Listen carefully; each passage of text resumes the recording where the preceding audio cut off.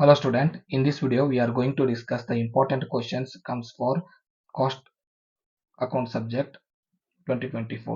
So ಈ ವಿಡಿಯೋದಲ್ಲಿ ನಾವು ಕಾಸ್ಟ್ ಅಕೌಂಟ್ ಸಬ್ಜೆಕ್ಟ್ ನಲ್ಲಿ ಇಂಪಾರ್ಟೆಂಟ್ ಪ್ರಶ್ನೆಗಳು ಯಾವ ಬರುತ್ತೆ 2024 ಕ್ವಶನ್ ಪೇಪರ್ ನಲ್ಲಿ ಅದ್ರ ಬಗ್ಗೆ ಡಿಸ್ಕಷನ್ ಮಾಡೋಣ.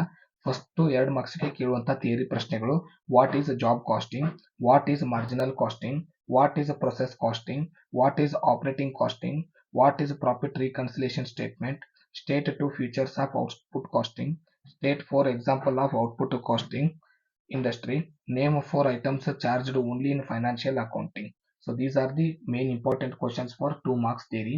Problems for 2 marks: running kilometer or ton kilometer, abnormal loss calculation, profit and loss reserve transfer amount calculation.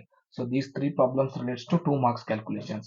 So 5 marks ಗೆ ಕೇಳುವಂತ theory question: difference between job cost and contract cost, or difference between job cost and single costing. ಇನ್ನು problems ಕೇಳೋದು: job cost sheet, passenger kilometre ಅಂದ್ರೆ operating passenger kilometre calculation, process account ಒಂದೇ process ಕೊಟ್ಟಿರ್ತಾರೆ, reconciliation statement. So ಇವಿಷ್ಟು numerical problem. 10 marks ಗೆ ಕೇಳುವಂತ numerical problem: contract account, operating cost sheet, reconciliation statement. Case ಸ್ಟಡಿಗೆ ಕೇಳುವಂತ ನ್ಯೂಮರಿಕಲ್ ಪ್ರಾಬ್ಲಮ್: ಪ್ರೊಸೆಸ್, 2 ಪ್ರೊಸೆಸ್ ಕೊಟ್ಟಿರ್ತಾರೆ. ಇನ್ನು ಥಿಯರಿ ಕ್ವಶನ್ 10 ಮಾರ್ಕ್ಸ್ ಗೆ ಕೇಳೋದು advantages and disadvantages of marginal casting.